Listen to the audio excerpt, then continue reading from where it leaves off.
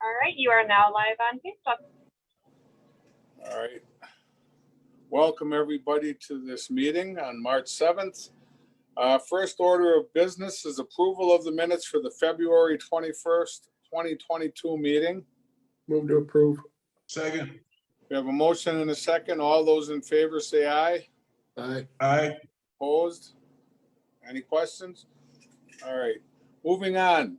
Item 0131-22, communication sponsored by Alder Lemke on behalf of Patrick Flynn and Kristen Wilson from 5K events regarding Bark in the Park and the Root River 5K. This is a revised event to include a pet festival for dogs to be held at Island Park on September 10th, 2022.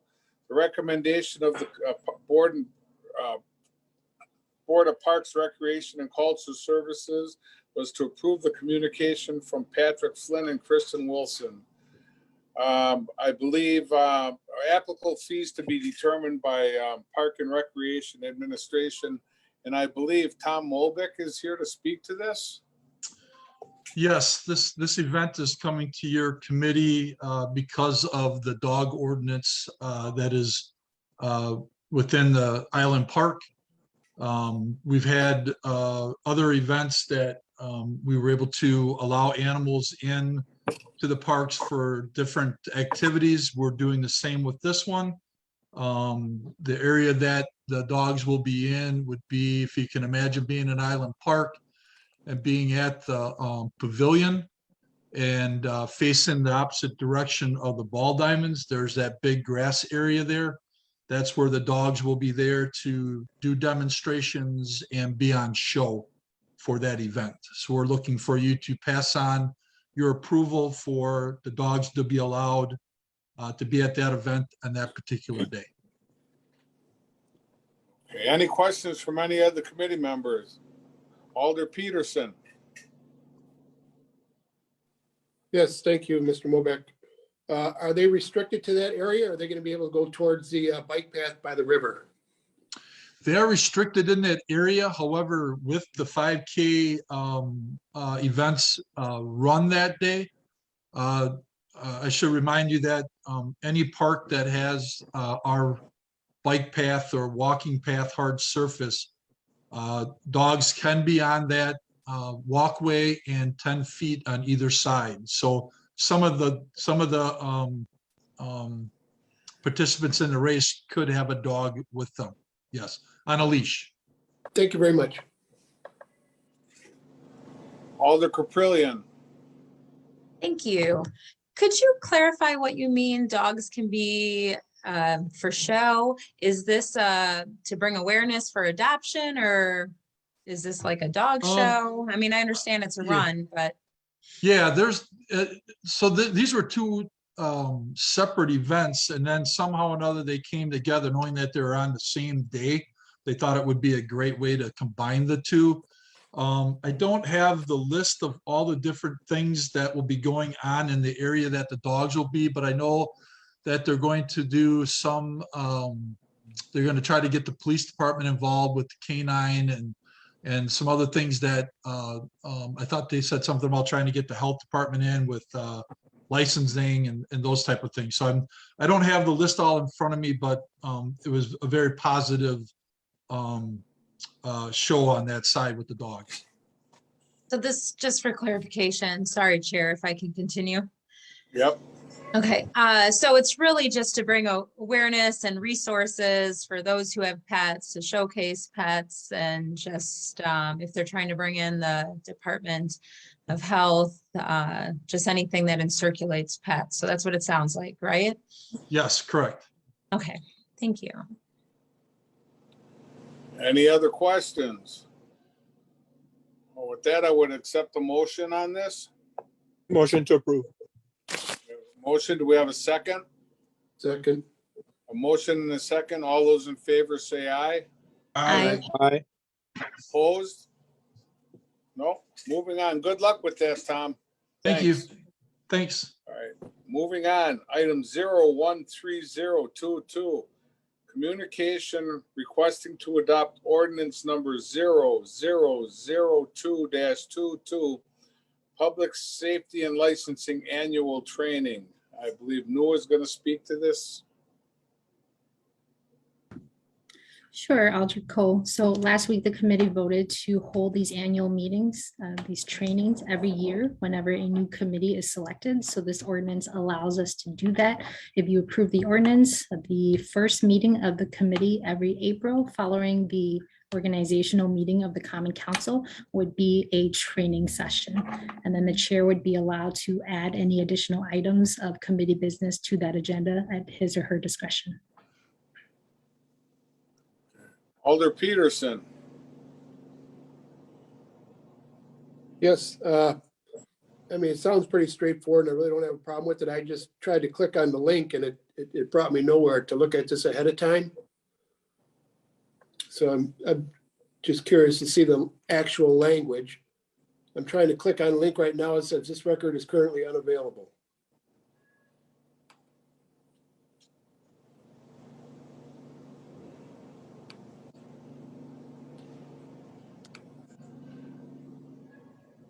So Aldrich Peterson, if you'll permit me to just pull up the item here, I can read verbatim the language of the ordinance to you. It is not very long. That's fine, thank you. Sure, just one second.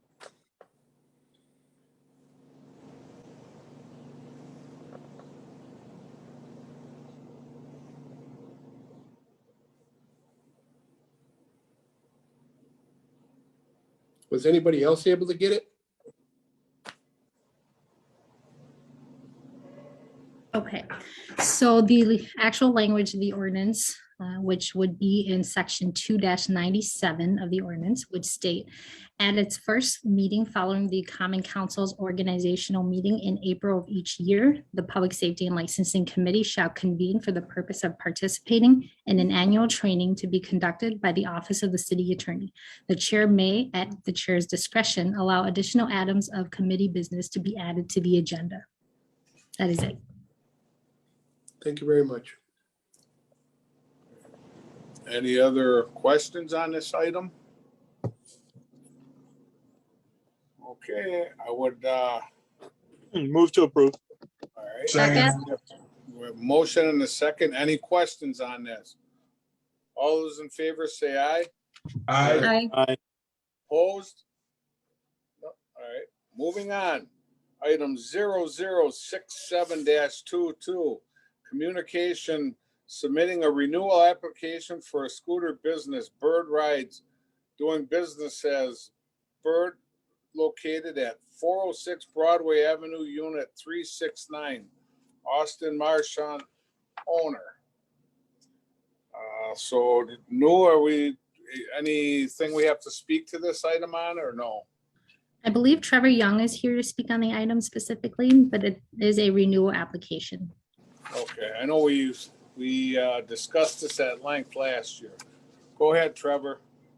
Thank you, Chairman Coe. We also have our applicants on the line, Adam Blah and Michael Cabedo, to speak. As you've already indicated, Mr. Chairman, we had a healthy debate in October of 2021 discussing the policy itself around scooter share and micromobility in the city of Racine, and we addressed a lot of concerns associated with folks who are younger, who are riding the scooters, which was addressed in the draft of the ordinance, along with attention to unmanned scooters to make sure that they were taken care of if they were left in places that were in the public right of way. And because of those discussions from a policy perspective, we were able to create better public policy, which guides what the company now has to follow and has illustrated in their application their commitment to do so. If there are further questions regarding Bird scooters or their business plan to make sure that they abide by the ordinance, the applicant is here to speak as well. Alder Perez. Thank you, Mr. Chairman. And Mr. Young, thank you very much for bringing that up again. So, I had a lot of complaints in my district. The scooters were driven out of the zone that they were supposed to be in. They were left on the street. They were blocking wheelchair access where they were placed. And I just had a lot of aggravation from it that I tried to resolve, and a lot of times I couldn't get through. But let me ask you something. I didn't get a chance to read the new policy, but do we still get a fee for their use in our city for this? Through this process, they do have to pay for their license. How much is the license? That would be a question for the city clerk, I believe. Okay, it was last time we talked about the fact that they were paying the city for the permission to put their items on our street, and you particularly said that that would generate some income for us as a city, and I don't know if that was true at the time, whether that happened or not just a license, but there was additional monies that would be coming to the city. And the other thing you said to us was that it didn't cost the city anything to have them. And even though that may be true, the fact that they've been driven outside of their areas somehow and not disabled and parked blocking wheelchair access, and then you call and you try to get them picked up and they're there for days. I remember Chairman Coe himself saying, I complained about the Speedway on Washington and Ohio, which is outside of the area, where two of them were blocking the access. And he saw it too, and he commented that he had seen it also. I tried getting them moved. I didn't want to move them myself because I wasn't one of those people, and I didn't want to be told, hey, you're stealing them or something. You know, I didn't get involved with that, but I couldn't get them done for a couple of days. And then you look on the map and there's a property throughout the day that has a whole bunch of them and nothing on the street. And it didn't seem to be very efficient all the way around. Can you address some of those issues? Alder Perez, I do appreciate you bringing up those, as they are important to quality of life matters for the city of Racine and our residents. Fortunately, our applicants are on the line, and I think would be better suited to address some of those concerns, as they would be directly in charge of addressing many of those issues. Okay, if he would, who's speaking? Is it Adam or Mike? Would be Mike Cavato with the Revenue and Partnerships team at Bird. Thank you very much for having me here again today, Alder. I recognize some faces. I'm sure you may or may not recognize my voice here. Alder Perez. Go ahead. Alder Perez, I think you raised some very legitimate concerns, and certainly it's something that we've been working very hard to address to ensure that we have improved delivery of services throughout the coming years. I will say, with respect to the fee, we are being charged a fee at $10 per scooter. So certainly the city is receiving an income as a result of the presence of these scooters within the jurisdictional boundaries. I should note there is considerable benefit that these scooters can deliver. I recognize that they have presented a handful of challenges, but at the same time, this is fundamentally a public transportation network that is being utilized daily by 211 regular commuters, has seen over 12,000 rides taken, and has had a distance that covers the circumference of the earth traveled on users within Racine alone. I think that speaks to the fact that the community is seeing benefit despite some of the quality of life matters that Mr. Young has identified here. We operate through small business creation in Racine. These are the individuals that we call fleet managers, who handle the day-to-day field operations of the deployment, the rebalancing, and the recharging of the units. Rebalancing is the term that I've used previously, went to describe the collection of the scooters from a place where somebody has ended their ride to bring the scooter back to a location where it looks good and is more likely to be used again.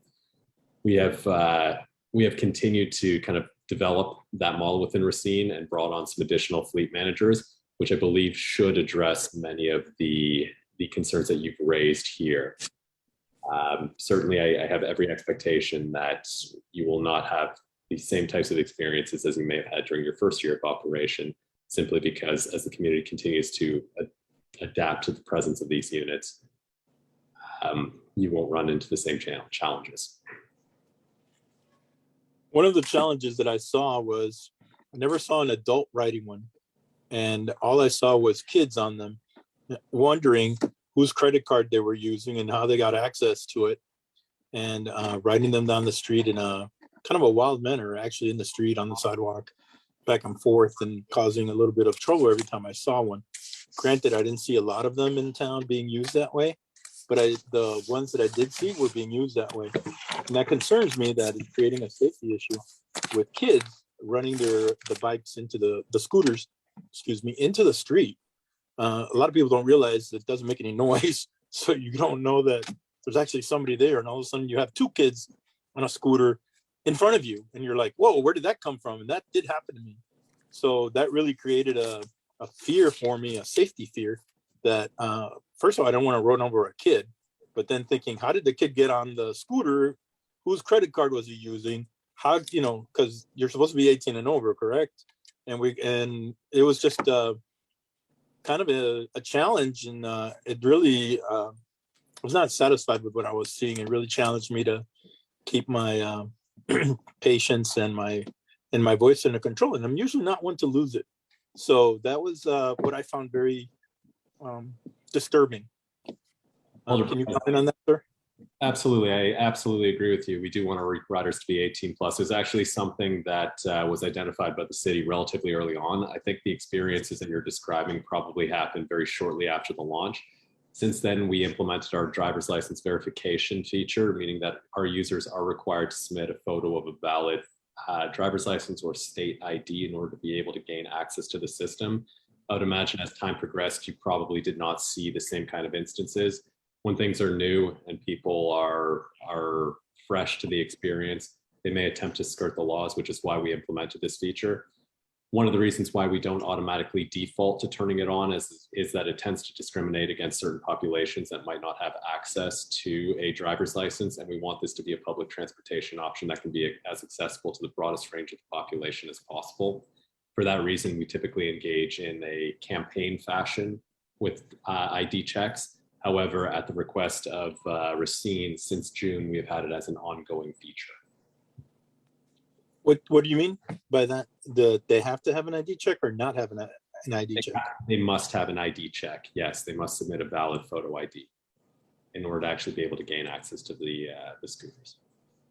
How are you able to keep the scooters within the geography that was originally outlined for the scooters? All of our scooters are equipped with what's known as an IoT device, essentially a GPS connected to roughly 200 sensors and something that is similar to the brain of the scooter. That allows us to create digital boundaries that control where the scooters can and cannot go, even at what speed they can operate. My colleague, Adam Blau, who works as the city's relationship manager, also works very effectively with the city to create special geofencing parameters for any kind of special events. So if there are parades or street festivals or something along those lines, we do have the capacity to block off those areas during specific times so that nobody is taking a scooter to an area where it would be inappropriate. But if somebody's riding a scooter and they go out of the designated geography, what do? Do you cut the scooter off? No, that would be a safety concern. Instead, the scooter slows down to about 1.5 miles per hour, begins beeping and flashing, and the user receives a notification on their phone telling them that they have to return to the operational area. They also continue to incur a charge on their credit card until they return back to where the scooter is supposed to be. Oh, okay. Well, thank you. That answers my questions. Thank you, Alder. Alder Caprillion? Thank you. I was just curious just to go off of Alder Perez's statement about seeing youth on the scooter. Even if an adult were to activate a scooter with using their driver's license, their credit card, are you able to, if a resident or one of us were to call, be able to track that scooter through your GPS at the time and be able to somehow put some type of demerit or marking on that person, or say they're in violation of the agreement? Yes, absolutely. All of our scooters are tied, or all of our riders are tied to a particular account. So if somebody were able to skirt the ID verification, which would be extremely challenging and extremely unlikely, but even if they were somehow able to do so, if one of the alders here was able to provide the information as to where and when they saw this particular user, we would have the capacity to track them down. However, I think that depends on whether that's something you wish to engage in. Certainly, I think it's more important for us to do broad-reaching educational campaigns if this continues to be a prevailing issue, so that we reach all of our riders and potentially non-riders as well, since individuals can download our mobile application simply for the community mode, which allows them to report issues directly to our local team rather than having to use the telephone number if they so choose. But short answer to your question, yes. Thank you for that. And would that be reaching out to the fleet manager in a situation like that, or is there another number that should be reached? All city staff, I would encourage you to reach out, as well as elected officials, all of the alders here. I would encourage you to reach out to the city's relationship manager. That is Mr. Blau, who is on the line with me. Okay. Certainly, I think it's important to make sure that we have those open lines of communication. For general public, because we have multiple fleet managers and because of the nature of our customer support setup, I would actively encourage the general public to utilize the 24/7 customer service number, our email address, hello@bird.co, as well as community mode, which is the feature within our mobile application that allows you to report issues directly to our local team, even if you are not a rider. Thank you for that, Mike. And I just have a few more. You've mentioned it a few times already in this meeting. I just remember the last time when we were together, you talked about increasing your fleet management staff, and you've mentioned that you have done so. So with that, are you anticipating some of those concerns, again, that Alder Perez has brought up about scooters that have been lying around for days on end before getting retrieved? I'm not anticipating the same concerns. I don't believe we will see these things. There are always extenuating circumstances that might contribute to an unforeseen issue, but I have strong confidence in our fleet management team to be able to address all of the needs that we're seeing within the 2022 year. Our intention is to work extremely collaboratively with the city. I think I've mentioned to this group of alders, as well as some of the other city staff in the past, I'd like to be working with the city in 2023 and 2033 and 2053. And the only way that that works is if we are addressing the unique needs of the community. I appreciate hearing that. And I, even though I have seen scooters laying around and I have received constituents' concerns, I just believe it's part of a growing pain. We have something new that has been brought into the community. So there is going to be an adjustment period for everyone, but ultimately I think it's a great benefit and an addition to bring that to our city. I think it just speaks volumes on how we are trying to reach different pockets of the community. So I appreciate you being here. And then one last thing, I know you answered it last time, but I need, if you wouldn't mind, to appease my ask about charging stations. I didn't know if that would help with some of the scooters that were kind of piled up in certain locations of the community. If you're kind of watching where those are being piled up, would that bring forth possible charging stations? Excellent question, Alder. With respect to charging stations, I think what you ultimately end up seeing is that it requires significantly more than you might anticipate. By installing something permanent within the public infrastructure, you now have issues when it comes to snow clearing during the winter that would need to be addressed as well as planned for. Further, it restricts the true benefit of the system, which is meant to be a public transportation option that allows people to get directly from point A to point B. That is where you really have a difference when it comes to a shared system in comparison to some of the other modalities that are available out there. Charging infrastructure can also be incredibly expensive, so much so that it could prevent an operation from being able to be sustainable long term. However, we do have the capability, if there are some specific needs, to create digitally preferred parking areas or incentivized areas. We're happy to work with the alders, with city staff, to help identify some of those spaces if the need arises. One of the benefits there, of course, is if snow clearing is required, you don't have to worry about anything other than just removing the scooters from those particular locations. Thank you, and that was it. Thank you, Alder. Any other questions, anybody? Alder Perez. Where are the scooters stored in the winter? They're stored on private property with either our service center team or on commercial property with our fleet managers. With that within the city limits? I can't speak to that specifically, unfortunately, as I don't have that information readily available. It is possible though, yes. And does the ordinance state from what date to what date these options for the scooters are available? I do not recall anything with respect to specific dates, but we are capable of ensuring that we work with the city so that they are not deployed during periods when the weather would be inappropriate. It's what we've done historically with Racine and the other communities within Wisconsin that we are partnered with. Allow me to rephrase. I say the word partnered in the colloquial sense, not in any kind of legal capacity, but any other communities that we work with, and can do the same as we've done this year with Racine.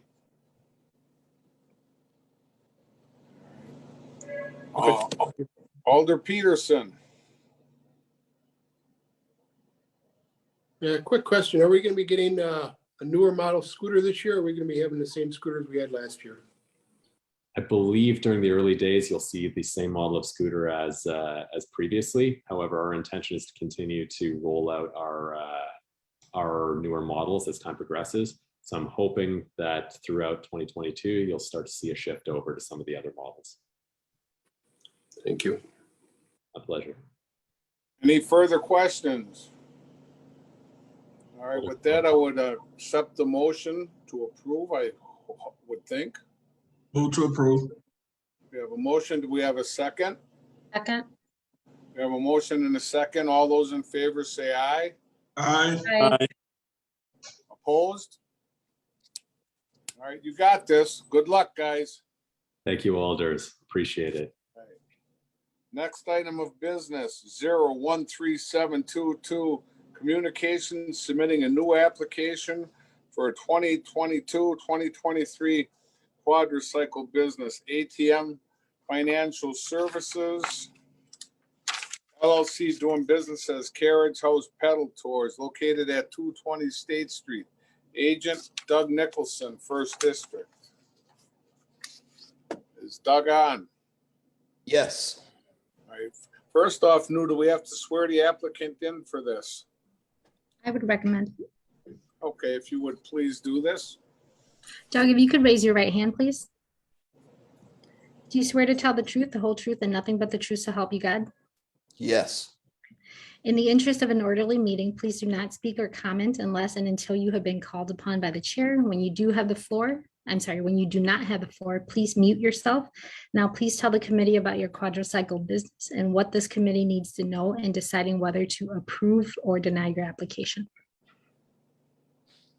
So this has been in the works for about 4 years and was brought back up after a phone call from an alderman saying that Kenosha had one going. It would be cool if Racine had one. So we looked at it again, figured everything out, worked with the city, wrote the ordinance, and received the quadricycle on Saturday in the process of getting it labeled up to meet the requirements.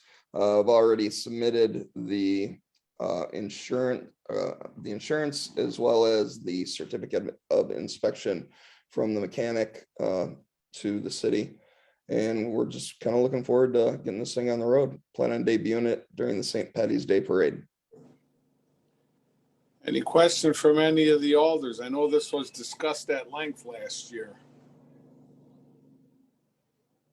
Alder Caprillion. Thank you. I didn't see a picture of it. I had to do some Google searching and I see there's quite a bit of difference in these quadricycles. And could you describe a little bit about what we are looking to approve? Sure. It's a, I don't know if I have a photo of it that I just took. I'm not sure if you guys will be able to see it, like where the camera is. Let me know if I need to go up or down. Right now, we only see your name, so there's no video. Oh, okay. There we go. All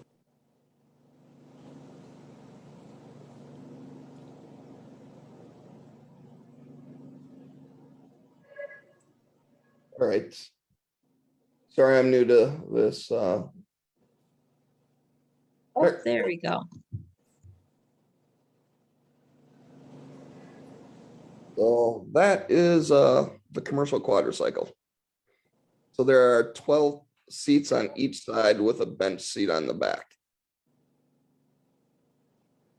The driver is in the center, and we pedal around town and give tours.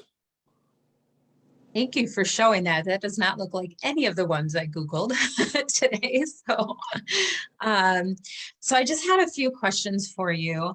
And one is about your staff. Is the staff going to be on there? And if so, how many at all times? There'll be one staff person there at all times, and they're the drivers. The drivers also have to be licensed through the city of Racine. So you'll, I'm not sure if you've seen my application for the quadricycle operator's permit yet. If you haven't, I turned it in, and then there will be numerous other people coming through. Okay. Thank you. And just a few more, if I could continue, Chair. Continue. Okay, thank you. I was wondering about alcohol. So will there be consumption of alcohol while on this cycle? Yes, that's state regulation. Each person is allowed up to 36 ounces of malt beverage on the vehicle. If anyone is under the age, legal drinking age, and not accompanied by a parent, legal guardian, or excuse me, spouse, there won't be any alcohol on the vehicle. And where will this alcohol come from? Carriage House Liquor Company. Okay, so will they purchase it beforehand, or is it Correct. It's being purchased on the route? No, it's not purchased on the road at all. It's purchased on the licensed premise. According to Wisconsin statutes, alcohol sales have to be a face-to-face transaction on the premise of the licensed establishment. Okay, thank you so much. I'll have just a couple more questions, but I'll go ahead and let Alder Perez jump in. First off, if we could, Lieutenant Webb wants to weigh in on this, if you don't mind, Alder Perez. Lieutenant Webb? Yes, good evening all. I met with Chief Robinson earlier today, and he asked that I call tonight. And in reference to this item, he said he's seen these be used before in different cities. And he asked if anything, wasn't sure where you guys' mind were in terms of this process, but he would recommend a pilot program for this if that's the route the alders choose to go with it. And he wanted me to disseminate that message, reference this item.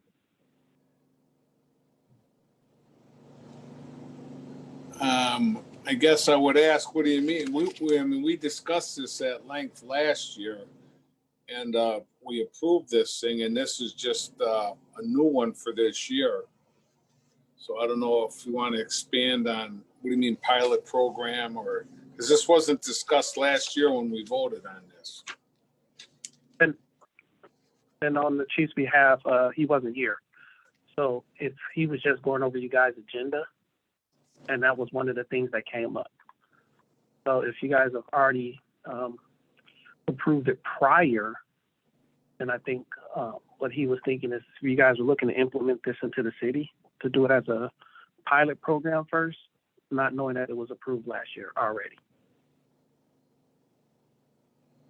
Yeah, and like I said, this was discussed at length, and I mean, I think a lot of questions were answered then. I mean, how long were you going through this thing, Doug? How many times did you come back to us on this item? Quite a few. All right, well, Alder Perez? Yeah, thank you, Mr. Chairman. Doug, thank you for being a great participant in our community. Doug, you have, you're gonna be on the street, there's gonna be alcohol. So I'm wondering what kind of emergency equipment you have on this vehicle. For example, I was thinking a first aid kit, fire extinguisher. What kind of things do you have on there?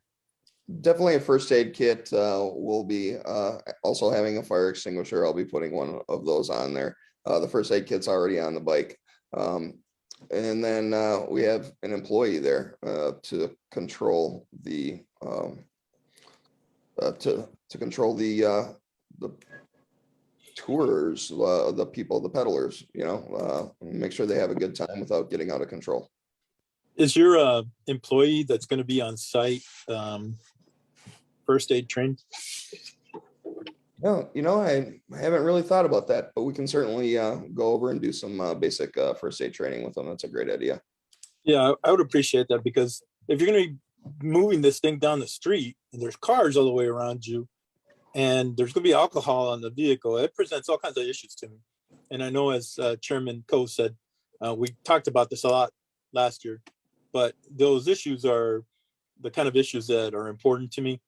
I want to make sure that the people are safe on the bike. I want to make sure that the cars that have to maneuver around them are safe. I want to make sure that if somebody falls off of it, there's a way to retrieve them, without getting run over. All these issues, if there's a fire somehow, if people are going to be allowed to smoke while they're drinking. I know this is very common in many areas. It looked like it was some kind of wood. I'm not exactly sure what you have going on there.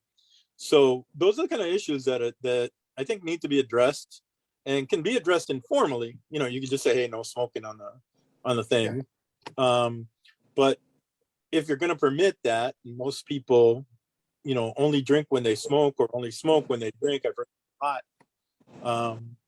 I would be concerned for the safety of the people on the bike, for the safety of the people on the street, for the driver who's not going to have to deal with someone who's drinking and maybe falling off the seat onto the pavement, all these kind of issues. So can you address some of those concerns, please? Sure. As far as the bike goes, it's 100% metal. There are some areas of composite wood. I haven't really even thought about smoking, although I think a cigar ride might be kind of fun. But we can, I know when people rent this for 90% of the time, they're going to be renting out of their entire crew. 15 people, excuse me, who are all friends, rent the bike for 2 hours, and they're provided with a driver, and they go on a specified route. As far as the smoking, I guess we'll just play that year by year. Again, you got a bachelor party and guys want to smoke a cigar and pedal a bike. It sounds kind of weird to me. I'm not sure how many people are going to be pedaling a bicycle and smoking at the same time, but we'll certainly address that as if it comes up and is an issue. As far as controlling the people that are partaking, everybody that I have signed up right now is a licensed bartender who's going to be driving. They've been doing this for multiple years. I'll be starting it out. I will be riding and driving the vehicle myself to write the policies, procedures, create the routes. And the people will have that training because they are also bartenders. All right. Thank you. Please, first aid and fire extinguisher. Yep. If you get those going before you start operating, I'd appreciate that. Certainly. Thank you. Yeah. Alder Peterson. How you doing, Mr. Nicholson? Hi. Quick question. This is probably in the ordinance. I don't have that in front of me. I have your license. It does state, being a bartender myself in past and present, you can drink while you're bartending. Are you allowing your bartenders to drink while they're operating this vehicle, or is it the operators not allowed to drink at all while they're operating this? No, in the ordinance, it's a 0.0 blood alcohol level for anyone driving. I figured as much. I just want clarification. Thank you very much. You bet. Alder Perez, did you have another question, or did you just not lower your hand? Okay, Alder Caprillion. Thank you. I was going to ask, is this quadricycle equipped with sound, or will there be any added speakers to have music or anything on this? Yes, it's equipped with a Bluetooth sound bar so that we can play music through. We're also, I was actually just ordered everything for it about an hour ago, so that the driver will have a wireless headset or possibly a wired headset. And he has a remote control near the steering wheel where he can switch between the Bluetooth and the auxiliary. So he'll be able to speak over the Bluetooth speaker to give the tour and tell interesting, fun things about the things that we're passing in the city of Racine. Also, the only person that controls the volume of the music is the driver, because that control is directly located on the dash. Thank you for that. And one final, so would the contact be, I understand that you are going to have a staff member that is going to be on at all time controlling this quadricycle.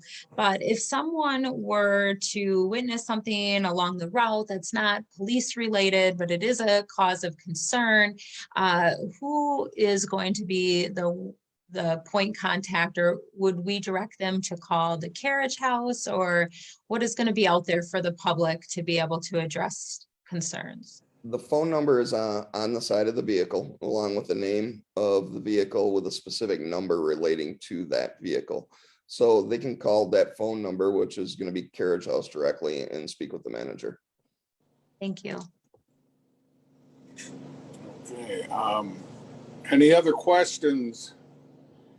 And I guess my question for New would be, can we approve this as is, or is this something that the police chief asked about, something we should look at?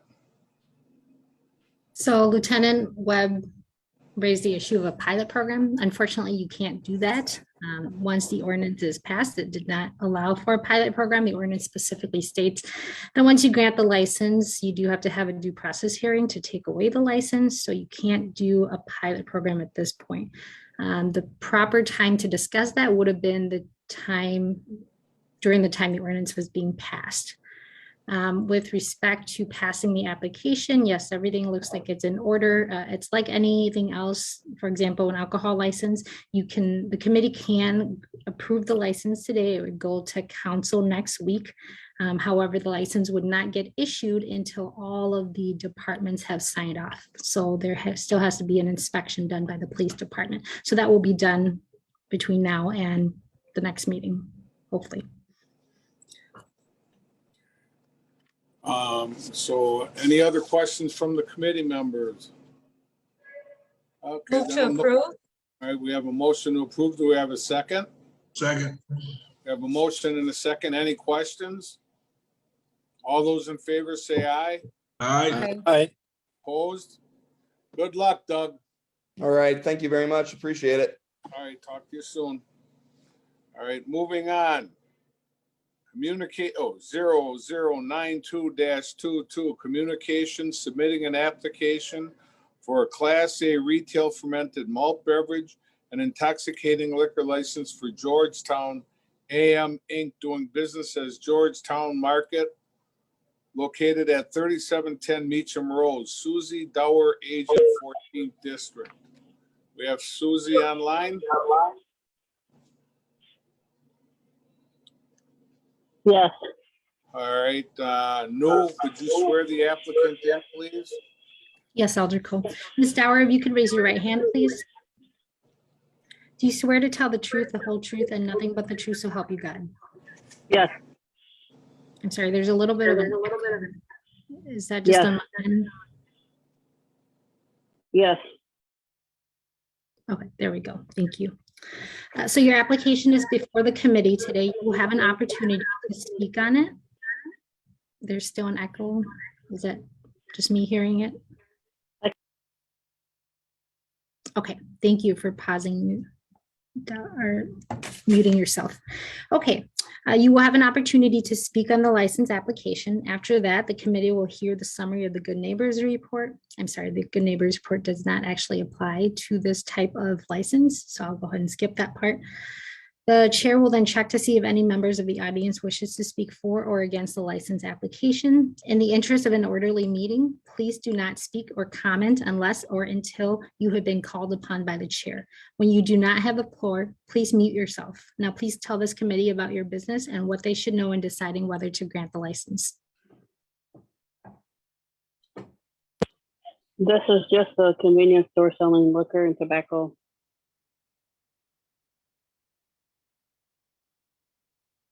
And that's it. Alder Coe, I believe you're on mute. So are you taking over this establishment or are you buying this? Are you the agent? I am the agent. Okay, and is the store still under same ownership? No, Okay, so I guess what kind of experience do you have doing this type of thing? I'm going to ask that question. I've been the agent for good, what, 10 years now of the other manager? At this location? Yes, sir. Okay, so you're just taking over for the agent that's been there? Yes, sir. I'm the agent that's been there, so Well, if you're the agent that's been there, why are we have a new application? because a new owner. Oh, okay. Okay, any questions from anybody, from any of the other alders at all?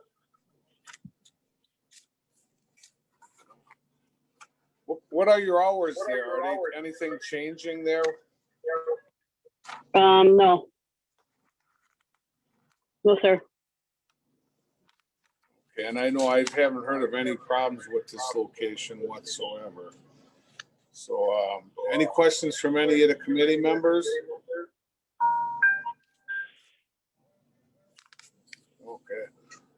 Okay,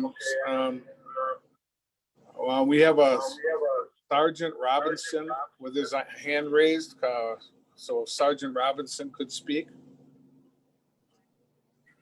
Yeah, this is Chief Robinson. Oh, For Chief, some okay. reason, yeah, my link didn't get me in, so I don't have a window or anything. The question I'd like to ask is, what other establishments are near that are selling this kind of spirituous liquor? And what is the price on your liquor? Is it the low-end alcohol or is it something reasonable? Because that's something we need to take into consideration is how many establishments like this are in this neighborhood? I wouldn't have that. I don't know if Amber would have that or not. I know we've never had a problem with the establishment over there, Chief. I mean, this has been a well-run establishment for many, many years.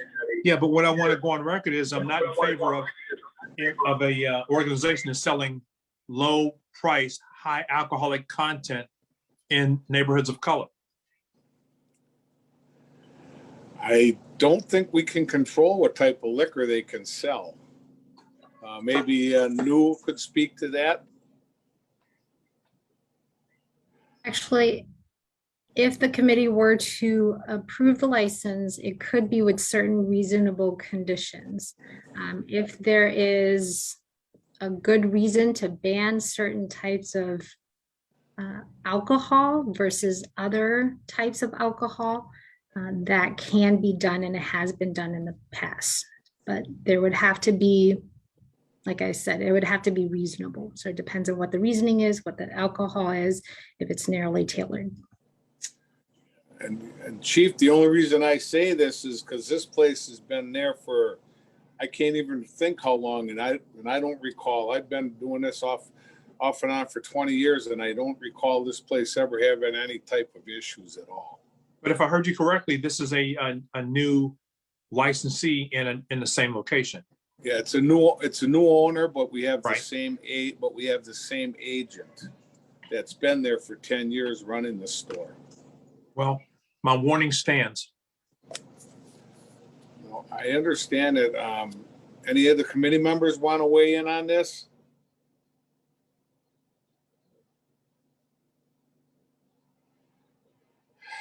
All right, since no one wants to weigh in, I would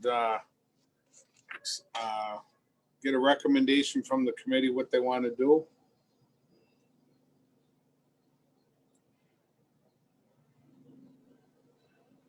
Move to approve.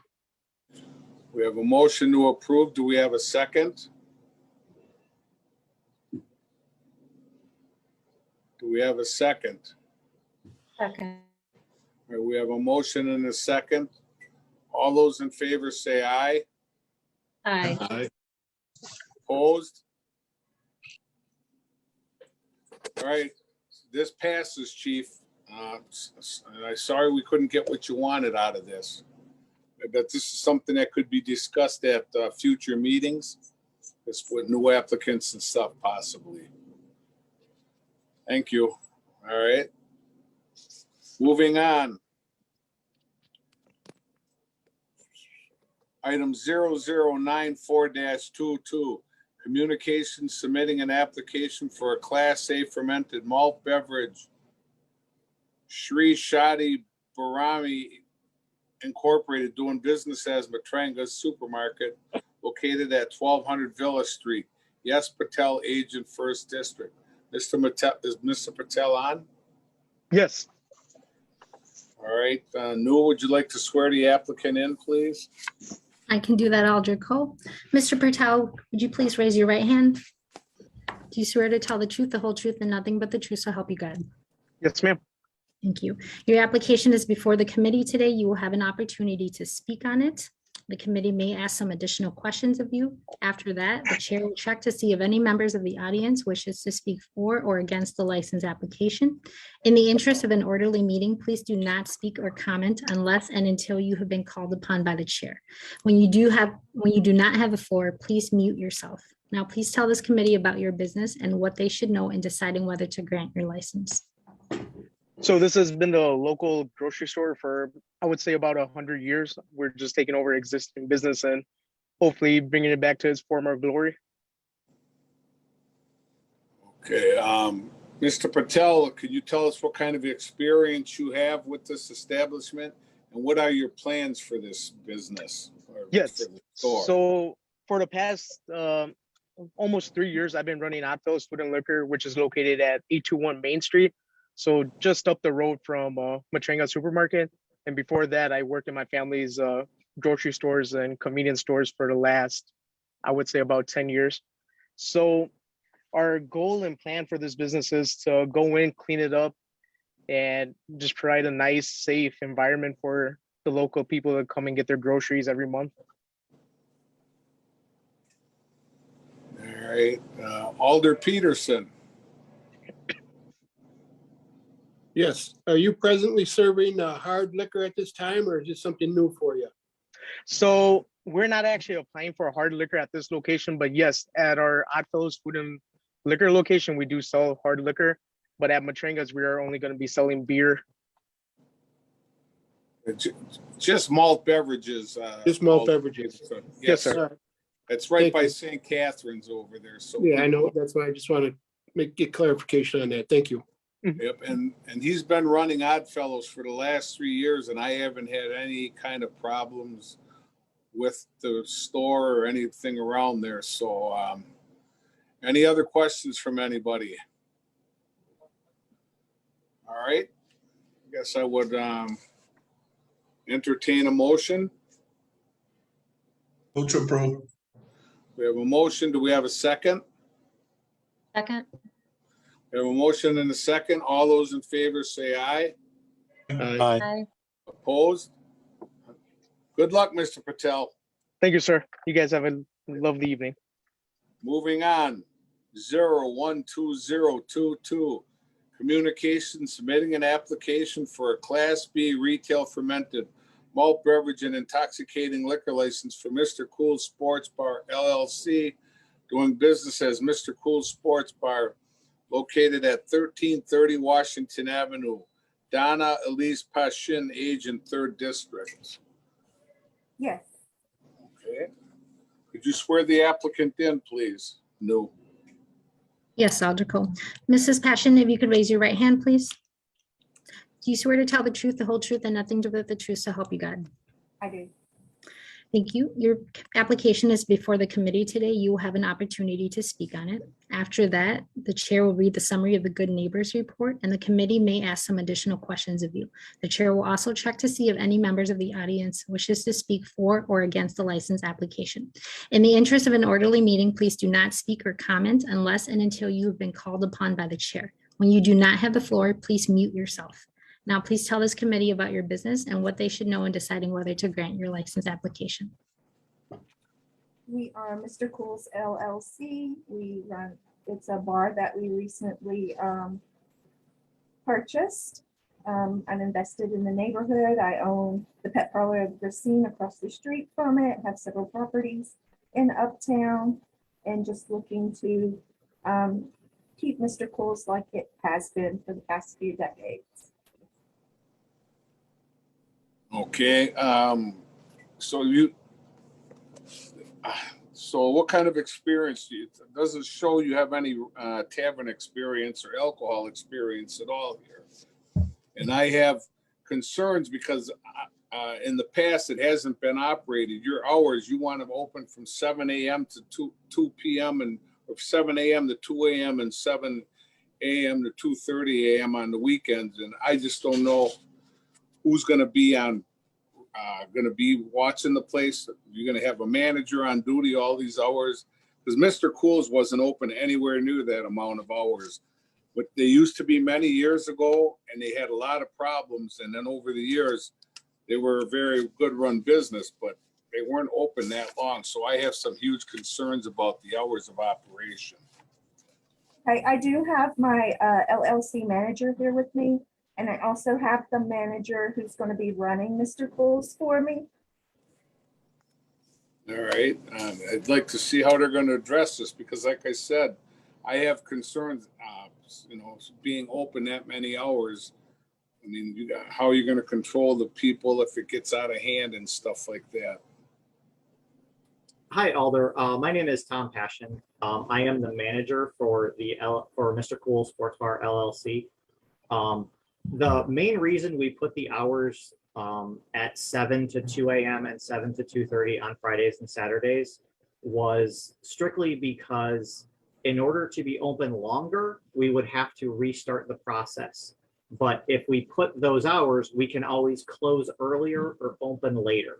So the intention isn't necessarily to hit the ground running and start being open from 7 a.m. to 2 a.m. every single day of the week. This would just be allowing us the flexibility to be open for longer hours once the business is there, once the business model supports it and the clientele comes back. Because Mr. Cool's, unfortunately, the previous owner passed away about 1.5 years ago. So his family was kind of keeping this business afloat until they could find a buyer, which is where we came in, and we purchased this LLC at the end of 2021. So we've done a little bit of renovation, done some code violation corrections to get the building up to code.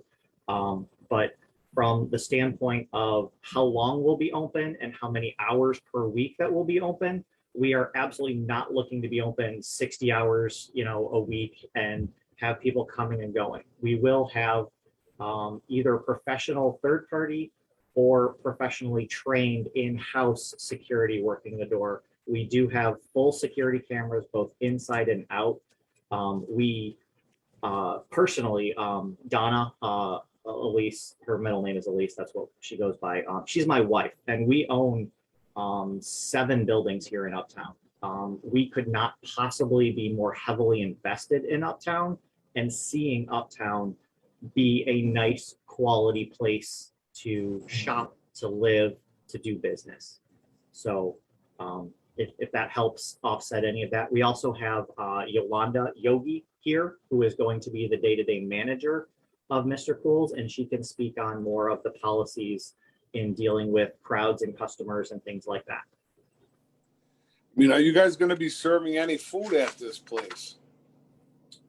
We will have what's called, I believe it's a TCS food license, which basically means we can do prepackaged, reheated type foods, but there is no plan currently to have anything as far as like a full kitchen or anything like that. This would be along your lines of like a reheated pizza or like snack chips that are prepackaged, things like if you've ever seen the individually wrapped pickles, things like that, individually wrapped foods.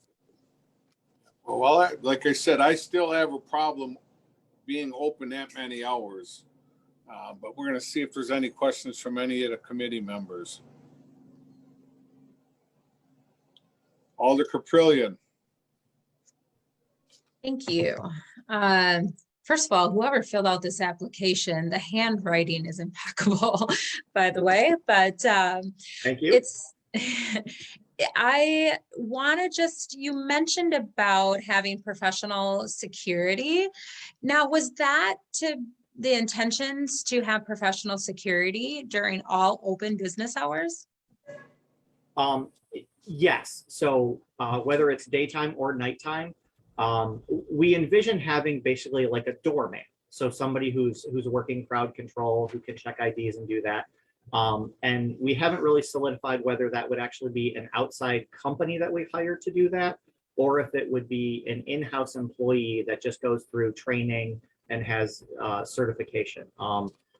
Previous Mr. Cools had a very strict dress code. A lot of the things like, no certain colors, no certain styles of things, pants have to, gotta have a belt, things like that. No hats and stuff like that. And also 25 and up. So a lot of similar practices like that to maintain a clientele that just wants to come, sit down, relax, have a drink, meet with friends, not the sort of crowd that drinks to excess. And then that's where having that either professional third party or a professionally certified in-house employee, so that they're able to see those instances of potential trouble and deal with them before they become trouble. Thank you for actually clarifying my next question. You had wrote on this application about being more proactive rather than reactive, and by enforcing such measures as what you talked about. And I was going to ask for you to go into detail, so thank you for doing so. I am just curious, first of all, I appreciate the investment in the area, and also with, it sounds like Yolanda, who will be running the day-to-day, also invested in the area as well, so helping bring some growth there. So I was just curious with Yolanda's business hours herself, how will she manage both? So with that, with any business, like even with the pudding business, we have where we produce the pudding in that area. The cafe is not open at this time. So I get up, I make pudding. Again, with the hours being that like time attested to, we wanted the hours to be that way because we want to create an event space where somebody can come in, and if they want to hold a baby shower, if they want to hold like a wedding party or anything like that. So we wanted those hours so we can say, oh, well, you can't come in at this point or at this time because we can't open until then. So that's what the hours are. So it will work around my schedule. And we also have other supervisors that we will be having. We all got our liquor license, our bartender license, and we're just ready to do this. We're sick of having all these vacant buildings in Uptown, and we just want to get it back flourished the way it should be. That's definitely a fair statement. And I was just in question, just because of the 7 a.m. to 2 a.m. and with your successful business as well. Thank you for that clarification. I can understand why on an application you may want to put these hours for just that various options to open for different events, and Uptown is up and growing. So especially with investment and dedication from individuals like yourself. So I appreciate it. And so what are your hours that you do at Golden Chicken right now? So I'm concerned about you being able to really make yourself thin at all your establishments. You don't have to be concerned. It's just like McDonald's. You don't ever see the owner at McDonald's working at McDonald's. I could be there sometimes. I do all the advertising. I come in with, I got employees. I have employees. My husband runs Golden Chicken. I have employees. So just because I own it don't mean that I'm going to be there at all times. So I'm flexible. Okay. But like I said, my concern is still the length of hours. So I have a real concern with that. But any other questions from any other committee members? With that, I would entertain a motion. Move to approve. Unless, New wants to speak. Hold on. New, could you speak? Thank you, Alder Cole. I just wanted to point out a couple things that were in the Good Neighbors packet or the Good Neighbors report that was not touched upon today at the meeting. Mr. Passion stated the hours were amended. There have been several amendments to the license application. Unfortunately, that was just done this morning, so there wasn't enough time to get that new packet to the committee. So just to let the committee know, if it does approve, it would be with those amendments. And the amendments are as follows. First of all, the closing hours for Friday and Saturday nights will be 2:30 rather than 2 o'clock. Mr. Passion requested that at the Good Neighbors meeting, and he did submit those changes to the clerk's office. The premise description will also be amended to include the basement storage. So it would state 1,200 square foot tavern on the first floor with basement storage, which was not on the original application. Mr. Thomas Passion would also be added as a member of the LLC because he is the manager of the LLC. So his background check would also have to be clear before the license can be issued. And then the amusement device application was changed out because there was a different vendor, so there are different machines. And so if the committee were to approve, I would ask for approval of the application with those amendments. Okay, Alder Horton, Yes, I would like to approve the application with the amendments that the city attorney just spoke. And I second that. we have a motion and a second. All those in favor say aye. Aye. Opposed? Good luck. Thank you very much. All right. Moving on. 0001-22 communication sponsored by Alder Santiago, submitting an application for a reserved Class B retail fermented malt beverage and intoxicating liquor license for 20 Grand Lux LLC, doing business as 20 Grand Lux LLC, located at 1307 Douglas Avenue, Courtney Marshall, Agent, 4th District. Recommendation of the committee, it was recommended for approval, and that council, it was recommended to come back to committee. So, is the applicant on, and could you swear the applicant in? Thank you. Mr. Marshall, if you could raise your right hand, please. Do you swear to tell the truth, the whole truth, and nothing but the truth, so help you God? Yes. Thank you. Your application is again before the committee today. You will have an opportunity to speak on it. After that, the chair will check with city staff and any members of the audience who wishes to speak for or against the license application. In the interest of having an orderly meeting, please do not speak or comment unless and until you have been called upon by the chair. When you do not have the floor, please mute yourself. Now, please tell the committee again why we're here. Well, I'm coming back because we were at council and they wanted to bring it back here for, I guess, a clarification on certain things. All right. Alder Perez, you got your hand raised? Yes, sir, and thank you very much. And this question is, I guess, directed to Attorney Arndt. Based on the training we had last week and the understanding that once paperwork had come before us that it couldn't be rescinded, apparently it was rescinded, and now we have corrected paperwork. Is this validly before us? I did not realize that there are any applications in this case that had been withdrawn or resubmitted.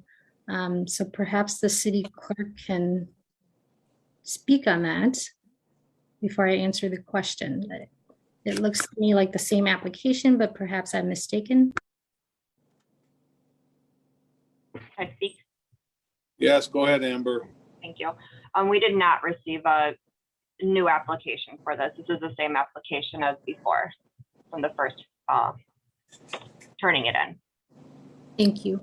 So Alder Perez, to answer your question, the ordinance does prohibit an individual from withdrawing his license application once the committee members, the Public Safety and Licensing Committee, meets to discuss the item. And does the fact that City Council sent it back to us for discussion make it eligible for us to discuss it now? I don't believe so. The ordinance does not change just because it went to council, was discussed there, and is being referred back. So the ordinance still stands. It's still the same application. The ordinance prohibits it from being withdrawn at this point. No, I understand that, but I'm saying, does the fact that the council sent it back to us permit us to discuss it today? Sure, the committee can certainly discuss the license application. Oh, okay. Yeah, thank you. Anybody else want to weigh in? Alder Caprillion. I again want to make a motion according to section 6-22 subsection B, denying this application due to the omission of information on the application. And I would second that motion.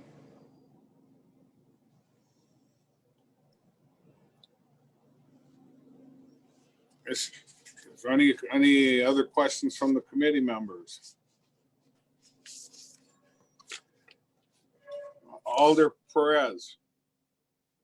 Thank you, Mr. Chairman. So then for clarification, based on the training we had last time, if this violates the original intent of the rule, which is if you omit something, it can't go forward, is it valid then for that to be before us and have a vote?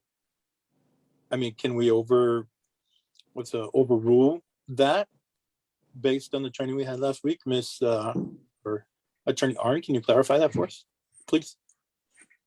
Alder Perez, I'm not sure what you're asking. I think you're referencing two different things. So the first is the Common Council's ability to refer an item back to the committee for discussion. It can certainly do that at any point. The rules do allow for that. So the item is being properly discussed before this committee. And then the second question, which is a completely separate question, is whether or not the applicant can withdraw his application and resubmit it with a different statement, and this time being a true statement with respect to his criminal convictions. The ordinance, again, does not allow the application to be withdrawn after the committee meets to discuss the item. Right. So that was my understanding. So my question is, based on the training we had last time, is our only choice then to deny it based on the fact that information was omitted the first time?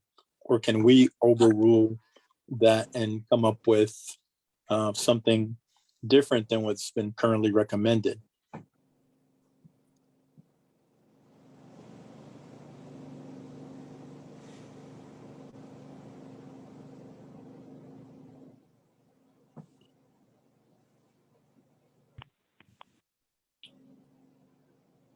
You are muted, Attorney New, if you're trying to speak.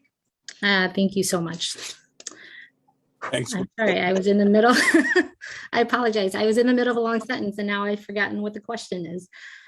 So the options that the committee has before it today is either to deny the application based on the false statement, according to the section that Alder Caprillion pointed out, or if the committee wanted to, and it found good cause for the false statement, it could grant an exception and approve the application. The ordinance does allow for that. So those are the options. That clarifies it for me. Thank you. Alder Peterson, did you have your hand up?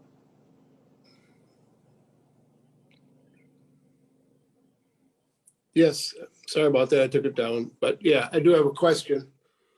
I guess I struggle with this one in that, it's whether or not it was, to me, it's whether or not it was intentional or unintentional. With going through this at the Common Council, Chief Robinson stated, okay, have the individual state that there will be no minor parties there. And maybe he didn't state this, but I'm thinking myself, maybe adjust the hours and defer it. We can't ask him to do that, but we can defer it and ask him if he would like to make those changes, he might stand a better chance of coming back. If I am correct in how I put that, Attorney Arn, I would appreciate it if you'd let me know. Yes, that would be proper.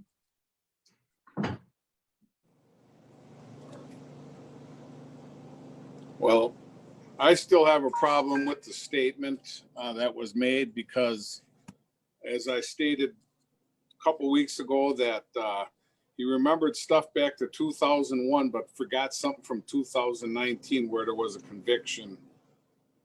So I really guess I don't really believe that statement. So Alder Horton. Thank you, Mr. Chair. Hey, I just have a quick question here, and probably like a statement. I know the last time we really went through this, that we spent a lot of time on this, and still at the end of the night, there was not really clarity of what really happened. Some of the officers was on. They said, "Yeah, but I'm not sure." Some said, "Yeah, I think that happened, but I wasn't there." And so really to the point, and I hope we get kind of to the end, to the bottom of it, is like, what really happened? Because this is what's holding up, besides what Alder Kaprielian is saying about the false statement on the application. And I really just want to, I want to know, we've had him here. I want to say it went 3-2 last time, and then it went to the council because it wasn't clarified. And we couldn't come up with anything that the body of the Common Council said, take it back to committee. So I'm just a little confused here.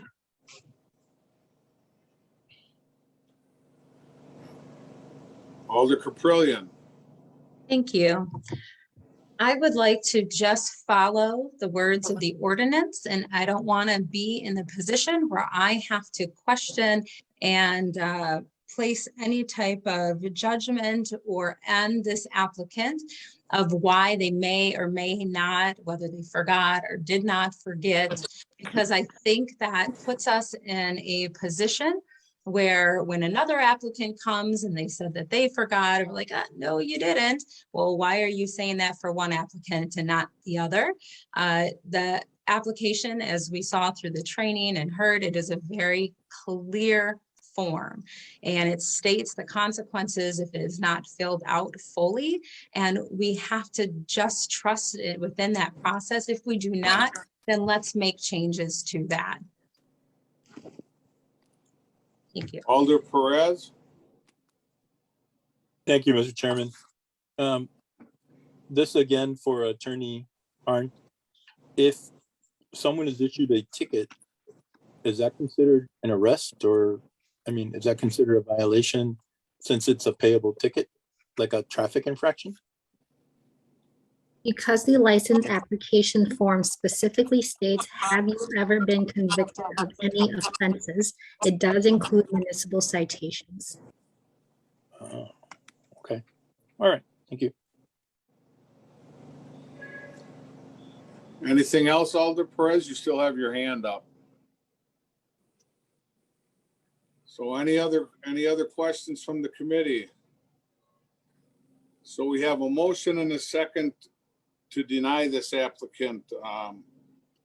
All those in favor say aye. Aye. Aye. Opposed?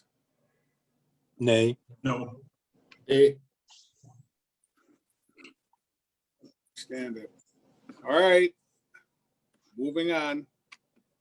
This will be approved at council. Moving on. We did not make a motion to approve it. Okay. I would Right, like, go ahead. I would like to ask the gentleman if he would be willing to have this deferred, if he'd have a problem with it being deferred, where he could take it back to adjust a couple of things that we're concerned about. One being not allowing rentals to individuals under 21 years old, or any parties for individuals under 21 years old, and possibly backing down the hours till 1 o'clock on Friday and Saturdays. If he'd be willing to have this deferred and adjust those, whether or not that would be a possibility. I hope I put that right, Attorney Arndt. You did, Alder Peterson. So at this point, if the applicant is agreeable, the item would be deferred, assuming a motion is made. Yes, I agree to it. Thank you very much. right. I'd make a motion to defer till next month, hoping that the applicant comes back with the changes. We have a motion and a second. All those in favor say aye.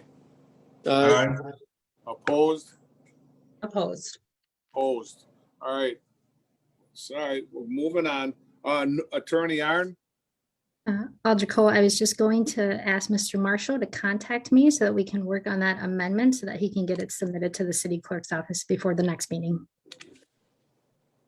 Sounds good. Thank you. Moving on. Hold on, let me get to the next page.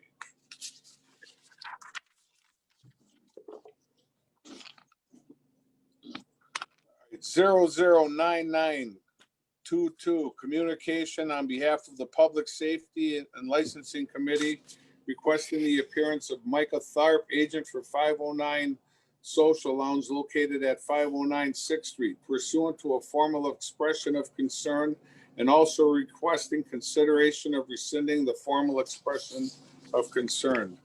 Attorney Arn, is the applicant on, and could you swear the applicant in? I believe he's on. It looks like there's a user and then the attorney is on as well. Mr. Tharp, are you there? Yes, I am. Thank you. If you could raise your right hand for me, please. Do you swear to tell the truth, the whole truth, and nothing but the truth so help you God? Yes, I do. Thank you. You are required to appear before this committee because the committee has received notice of one or more concerning incidents at your establishment. As a result, the committee has issued a formal expression of concern against you under section 6-27 of the ordinance. If you are issued 2 or more within a 6-month period or 3 or more within a 1-year period, you will be referred to the city attorney's office for disciplinary proceedings, including possible suspension and or revocation of your license. We will start with the police department's summary of the recent calls, followed by questions that the committee may have of you. In the interest of an orderly meeting, please do not speak or comment unless you have been called upon by the chair. When you do not have the floor, please mute yourself. Now with the police department liaison, please provide the committee with a summary of recent calls. So for this, I went back to January 1st of 2021, and I ran a report through March 1st of 2022. In that time frame, there was 21 calls for service at that location. 8 of those 21 were directly related to assisting off-duty officers with different things such as traffic flow in that area, crowd control, mostly around bar closing time. Anywhere between 3 additional squads all the way up to 8 squads were necessary on some of the calls.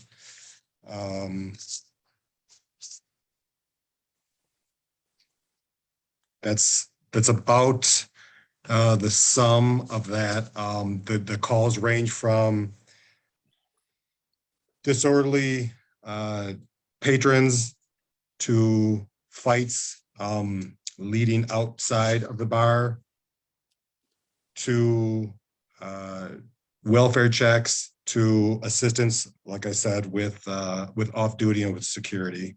But during that time frame, again, there was 21 calls for service, 8 of them directly needing additional manpower from on-duty police officers.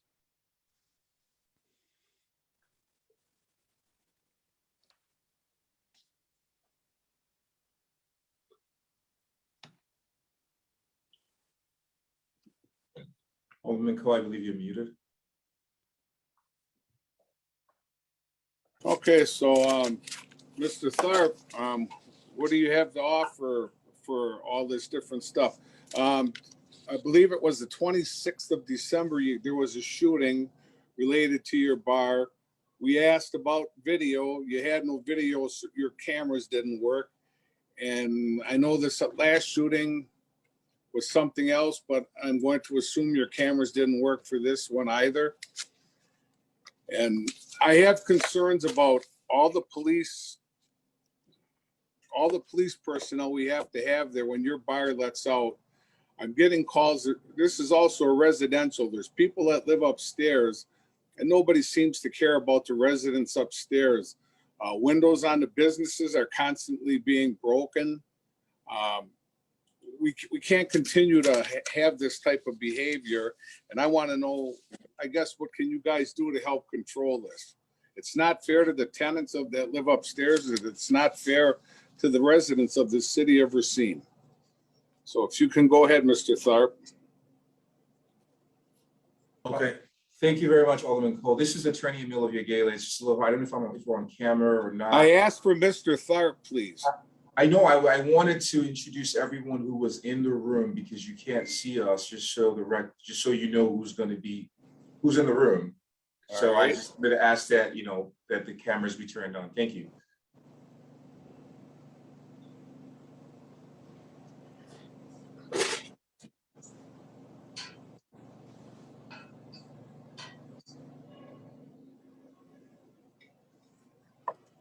All right, go ahead. Okay, thank you very much. We have Mr. Micah Tharp as well as the manager present here, Mr. Billy Smith, and I'm Attorney Emilio Viegela, and I represent the business. And you've asked some questions, and I'm going to have Mr. Tharp provide some answers, and I'm going to chime in as necessary, just to give a sense of where things are at and where we see things going in the future. Thank you, Mr. Tharp. Okay, so the first thing you addressed was the December 26th shooting, correct? Yes, I mean, there's been other shootings throughout the summer, but this last one, when you had gotten called in for a formal expression of concern, you stated your cameras weren't working then. I just want to know if your cameras were working during this last shooting, or is it just bad camera system, or just not turning the cameras on, or what? Because that would help us a whole lot. Okay, so there was an issue with the cameras, and on December the 23rd, I purchased new cameras. The 24th, I purchased new cameras, and they were supposed to be in within a week to 2 weeks. They did not come in at that time. The contractor who was putting in the cameras notified me that he was checking with the company and receiving them, which we have notification, a letter stating that and showing the invoice where it was paid, and the cameras were on delayed back order, with everything that's going on, and they didn't come in. So therefore, that's why at the time those cameras weren't working, but they're working now. They were replaced. It was a bad system due to the fact that the previous cameras weren't, and the hard drive went out. Other cameras, due to the weather, the moisture and everything, made them go bad, which we discovered, and the camera system has been replaced.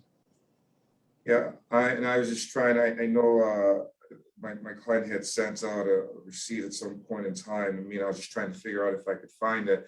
But at least as it relates to that incident in the camera not working, that wasn't something that was delivered, of course, or any par for course. It was just some incredible, or at least unfortunate timing.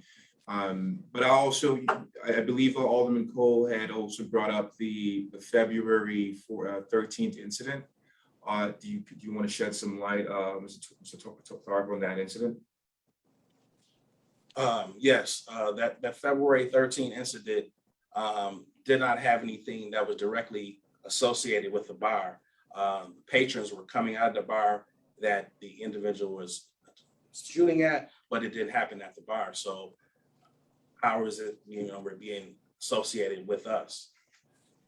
I believe a fuller context as it relates to that incident was there was a private party that happened earlier on, and you had a situation where hours after an individual had been let out and had gone to another establishment, there was some sort of a domestic dispute, and that individual returned back from that establishment and started, attempting to, I think it was an altercation with his girlfriend or his significant other.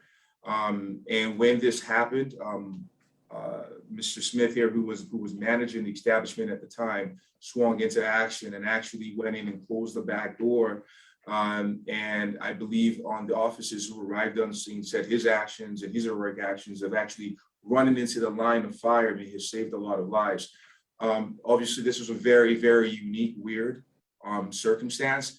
To be quite honest, I do have 3 degrees and I'm a professor of law at the law school at Marquette, and I don't know how to prevent from circumstances like that, just given the oddity of things. Now, I will tell you that there are things that can be improved on, things like the noise, things, things like patrons letting out. Those are things that I think are within a bar and a business owner's control. And I believe that individual, obviously severely troubled, ended up taking his life in front of the police officers. That's something that's a little deeper and a little, than what the establishment can do. But I do believe that, and I do respect that as an establishment, they do have a duty to ensure that they're doing whatever they can to alleviate these concerns. I had an opportunity to go through some of these calls as well. And I spoke with my clients, and we did notice a pattern, as Sergeant Ortiz had said, in regards to the timing of some of these events. And to try to alleviate that, my clients are going to be changing, or at least or experimenting with their closing hours for the weekend times, and letting out at about, and then having last call be at about 1:30, just to see if that helps tone down the temperature of things, especially during the weekends. Now, it's also important to note that the establishment also happens to have an off-duty police officer that is paid.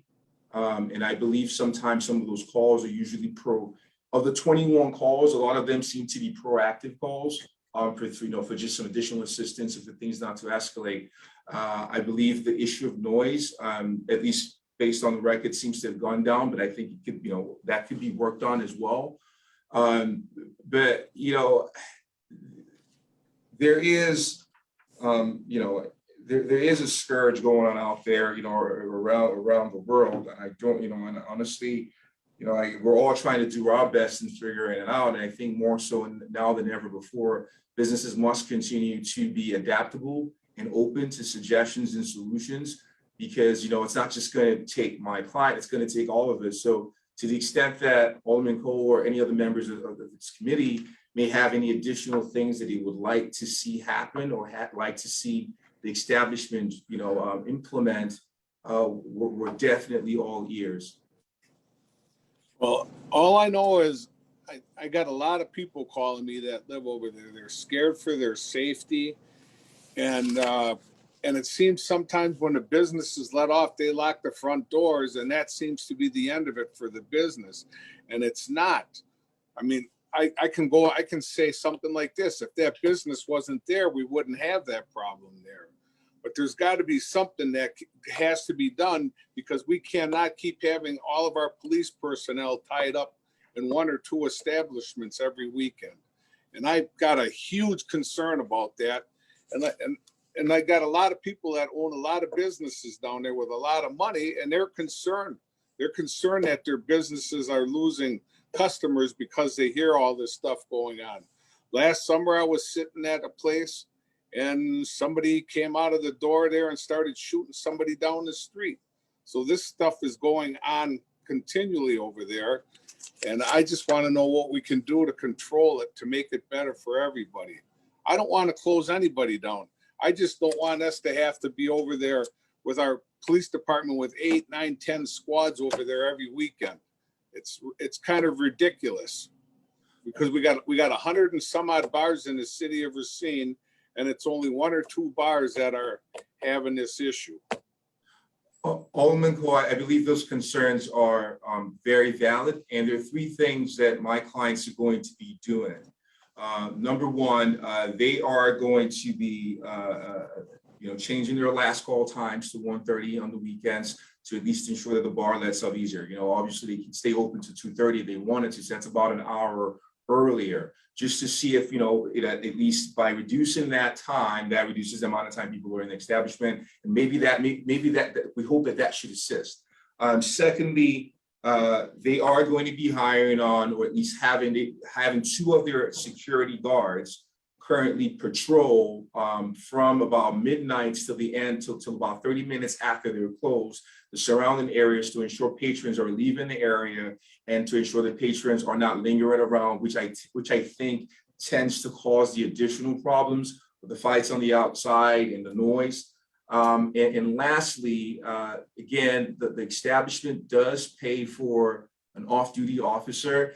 And we've come to realize that, we need to have better communications with that officer in terms of positioning towards the end of the night, and ensuring that he's being placed in at a vantage point of most opportunities. I think right now, at times he usually is in front, and sometimes, there's times when patrons are let out on a different exit, and ensuring that he's also there to assist.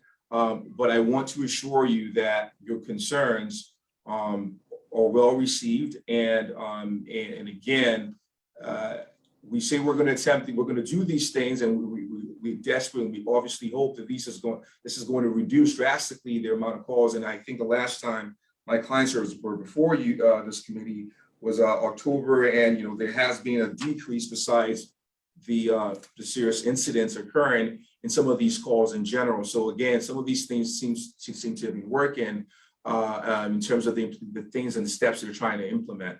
But I want you to know that your concerns have been heard, and this is something that they're going to be working on, and those 3 steps are going to be implemented immediately. Chief Robinson, would you like to weigh in? Yes, gentlemen.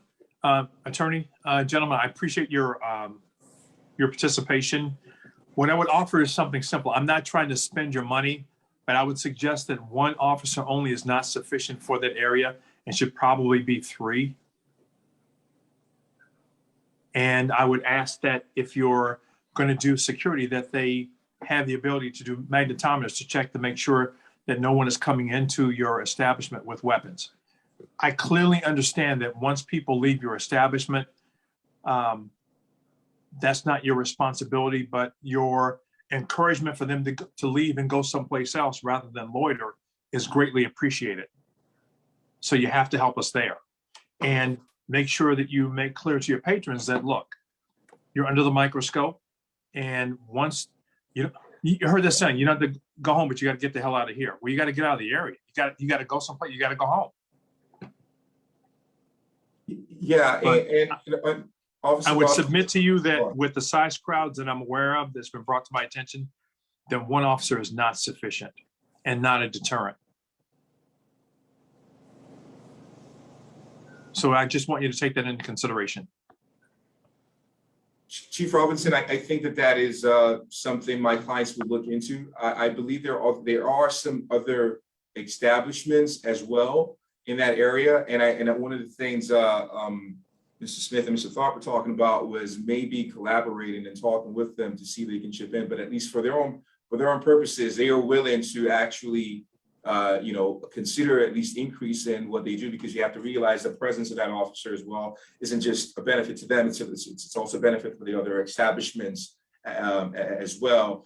I don't believe there has ever, with all due respect, and I think we all have to be proactive, I don't believe there's ever been an incident of gunplay inside of the establishment, at least based on the records that we've received. But I do understand, and I see how obviously more so than ever than before, everyone has to be very vigilant. So whatever measures are in place needs, probably should be doubled up, because across, I represent businesses as well in the city of Milwaukee, and also in Madison, and right now there's just a scourge of a lot of violence not necessarily happening inside the bars or restaurants, people going to their cars.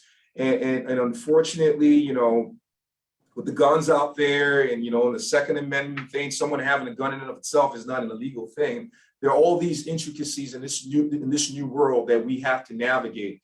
But I want to assure you that we're going to keep, my clients are going to continue to ensure that there is no gun, because I think it becomes a different issue when you have gunplay inside of the establishment. So far, so good, that hasn't happened. And we intend to double down on those efforts to ensure that that keeps being the case. And I think your suggestion of increased off-duty officer use as security is I think it's a valid one, and I think it's something that my clients are going to strongly consider. And at the very least, because it is a smaller space, if not 3, but at least the second one immediately, while also working with some of the other establishments, at least asking them, to chime in, or at least, to contribute to that effort as well. And, it occurs to me too, that one of the things that we as a body need to consider is whether or not we should limit on-street parking in that area, which reduces access to vehicles and then loud music. It's a discussion that could be had, I think. Alder Caprillion. Thank you. This is my first time actually meeting this party, so thank you for being present and allowing this conversation so we can all work on better addressing some of the concerns and doing it together. And I think that's the way it should be. I know it's really hard to foresee some of the things that may present themselves in the future, but just as the attorney did a good job, talked about patterns and addressed some of the things that you would like to implement immediately. And I can appreciate that.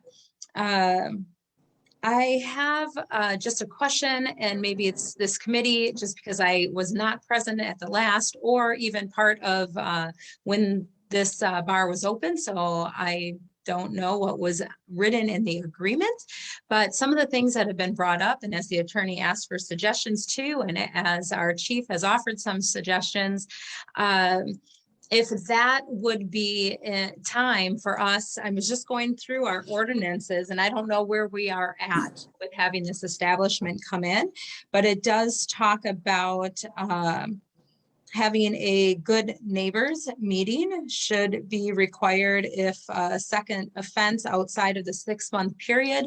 Are we at that point? Have we had a good neighbors meeting once again prior to the opening of this establishment? No. So, thank you, Alder Cole. I know the ordinance that requires the Good Neighbors meeting was passed in 2019. I do not remember if this passed right before this application came through or right after. But to answer your question, leading up to today's meeting, there have not been any Good Neighbors meetings. So certainly that would be an appropriate action by the committee. Thank you. Thank you for answering that. And I think it would really help continue this conversation and this partnership. Just hearing these ideas that have come from the attorney, that also have come from our chief and also from the alder in the area with the concerns. I think it would be a good time for a good neighbors meeting. And if that requires a motion, I would like to present a motion.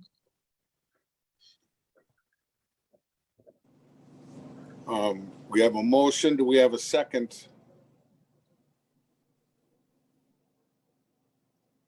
Second. We have a motion and a second. We'll vote on that, but we'll still have questions. All those in favor, say aye. Aye. Aye. Opposed? Aye. All right, that means you guys will have to come to the city attorney's office, and what I would say is the suggestions where you're going to close earlier and stuff like that, I guess I would want that in writing with the attorney's office for us too. So first off, Sergeant Ortiz has his hand up. Yeah, I think there's two things that we need to really keep in mind here. I understand that you guys said your cameras have not been working. What I see from working investigations is that when people come into bars and they know that there's a good, active, working security system inside and outside, and that you guys are willing to work with law enforcement for investigations that come afterward, people start hearing that, people start talking, they're a little more reluctant to walk right outside of a bar and start shooting or fighting if they know they're going to be on video and that bar is going to cooperate with law enforcement and let us look at your security system. So that's the security system definitely I would say would be a big deterrent and should really be focused on. The second is the security that you guys already mentioned that you guys are going to have additionally help out with outside the bar. I will tell you that, yes, it's a good idea to think about having more off-duty officers. However, when I was on third shift, there was 3 off-duty officers that were working, and we still had multiple calls of needing additional resources to block down a whole street. We blocked off streets for anywhere from a half hour to well over an hour, which took a lot of manpower and disrupted traffic flow in that downtown area. So when you guys propose that you're going to have security assist law enforcement, I think that's a great idea, but they definitely need to be assisting. It's not just the presence of us or the presence of security walking around mingling with people. They need to be active because, like we've been talking about in our society today, whether it's right or wrong, police are looked at in maybe an unfavorable nature. So where our presence is there, yes, we need to be taking active steps, and we do. However, bar patrons have good relationships with bartenders, the owner, manager, security. They have good relationships. So when you have security that know the patrons and have good relationships with them, when they're walking outside or doing patrols, they can very favorably assist us in getting those people out of the area.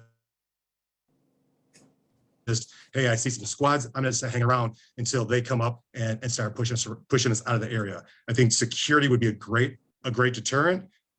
But again, it has to be, you guys need to let them know exactly what their roles are when they are in the neighborhood. I'm gonna ask, what is your guys's, how many people can fit in your establishment? And do you have that posted, and do you keep that capacity at limit? Yes, sir. 80. What is your capacity there? 80. Okay, and when you're past 80, how do you tell people they can't come in? You just tell them they gotta leave, and then do they just go outside and wait, or? Just curious. Well, when we get to capacity, we no longer let people in. We lock the door, and then talking with the off-duty officer, we turned off the lights, the bar open and close light, so that the bar is technically closed, but that's for the people who driving by to let them know that we're not letting anybody else in. So once we're at capacity, we lock the door and don't let anybody in. Oh, I mean, and I don't know if this helps with security cameras, but I know a few establishments, it's been a long time now, but they actually put a monitor in their front window that people knew they were being on. When you walk in the place, they know they're being monitored. I don't know if that would help you guys. Alder Perez? We do have a camera on the door when they come in. And in addition to. No, what I was asking, like a little monitor screen so people can see that they are being videotaped. Right. It's kind of, go ahead. There's a big screen inside that shows all the cameras, the view of all the cameras from the outside and inside. So they can see that. But previously you said about the cameras, nobody knew that the cameras weren't working because they still displayed as if they were working. They just weren't recording because that situation that we talked about. Yeah, it wasn't, that was the issue. It wasn't recording. So we found out it wasn't recording when the police asked for a tape. So, but I do agree with Sergeant Ortiz's recommendation, at least in my experience. But, you know, I've had to do that. There is a caveat here too. There is a different kind of craziness going on around the world. I mean, you have people walking into police stations and shooting them up. So I don't know how to prevent that from happening. So, Oh, I get it. so, but I do agree that in establishments where it is well known that they have very good ID scanners that track information and keep records of the patrons coming in, and crystal clear cameras, it does seem to have at least a deterrent in normal times, a deterrent effect on would-be problem causers. You know, and maybe lighting up the street a little bit more out there might help. You know, another light out in front of your establishment. Alder Perez. Thank you, Chairman Coe. Yeah, Sergeant Ortiz mentioned some of the things I was thinking about, but also to follow up with the chief's recommendation for checking on firearms. Something real simple, which the law permits, is that a post that says no firearms allowed, because at that point the police officers can actually do something about it, because the law does permit you to be in a bar armed as long as you're not drinking. So if you already have it posted at the door, you can always say, hey, look, yeah, the sign's there, man, can't come in. And that's just a follow-up, a real simple one to give the police officers one more tool to move forward with you and you guys. So you say, hey, it's posted, look, you know, we're not making this up. But the rest seem like really good ideas. And as you said, Attorney, I've worked security at bars for many years, and you're right, though the world is just crazy out there and issues are quite hard to distinguish. We do our best to keep people out of the bar that don't belong in there, but can't really control what happens out on the street, but we can limit who comes in and that action. So that's something that, of course, we have to take under consideration as well. But some of the suggestions, like the ones that Alder Coe say, you know, additional lighting, the chief, you know, what about we can do some restriction of what can be on the road at that time, might help some of these issues as well. And we are here to, we want this to be the safest community that we can make it. And so these suggestions are meant to help you guys, but also helps us. And we appreciate you cooperating with us and making sure that these things are put into effect. I just want to thank you for that. Any other questions? So they're requesting a good neighbor meeting. Would you guys be willing to put in writing what you told us, that these are what your hours are going to be and stuff like that? Yes, Alderman Cole. Now, I will ask this: would it be more prudent to have that letter after the Good Neighbors meeting, just in the event that there are other additional suggestions? We're willing to put forth the 3 things we talked about that we're going to do. Probably, you know, this week I could send a letter to the city attorney with that, you know, to that effect, and supplement later on, or we can have one comprehensive one that takes into consideration the various suggestions provided. Okay, and like I said, I'm concerned about, you know, I want you to have a good establishment, but I got to worry about the people that live upstairs. I've had numerous people move out of over there, and I know if you live up above a bar, but some of this stuff is way over and above everything. So, Attorney Arnn. Thank you, Alder Coe. I would ask that we not do anything in writing until we have the Good Neighbors meeting. That would be a good opportunity for the police department and myself to meet with the licensee as well as the attorney here. And thereafter, we can come up with an acceptable agreement. This matter will come back before the committee, hopefully with a written agreement, and then the committee can decide what to do at that time with the formal expression of concern. So the motion right now should be to defer this item? No, you already have a motion to refer this item to the Good Neighbors meeting, so that's what would happen. I'm just letting you know that when it does come back in front of the committee, hopefully there'll be a report and you can make a decision at that time as to what to do next. All right, and if possible, if I could attend that meeting, I would like that. No, you let me know. Sure, these meetings are open to the public, so I will let you know. Chief Robinson. Yes, if the crowd is not too large, I'm open to having that meeting in my conference room. Otherwise, we can pick another facility. I would suspect the main meeting room at City Hall in the event that it goes over, say, 9 people. I will contact you, Chief. Thank you. Thank you. All right, so right now the motion is to have a good neighbors meeting, so we'll revisit this item later. Thank you, everybody. Thank you. I just need to say this for a second. I am very impressed with the system you guys have in your city as it relates to licensing. As a legal professional, is always very conscious about due process and collaborativeness. I think that the system that you guys have put in place is collaborative and aimed at coming up with solutions. I wish a lot of the municipalities will follow suit in terms of how you structure your licensing scheme. So thank you very much for the opportunity to be heard. Thank you. All right, moving on. We're going to take up these next two items together since they're the same thing. So item 0098-22 and 0159-22. Communication on behalf of the City of Racine Police Department Liaison of the Public Safety and Licensing Committee requesting the consideration of the licensed premise report for 2/1/2022 and 3/7/2022 and any formal expressions of concerns pursuant to it. Sergeant Ortiz, anything on there concerning you on this report? No, there's nothing that concerns me. I will point out that there's several bars that are on here quite a few times. I know over the last several months, there was some bars of concern, and most of those, if not all those concerns, were directed towards a third shift issue. I've got in contact with the third shift commander. I've been working hand in hand with him.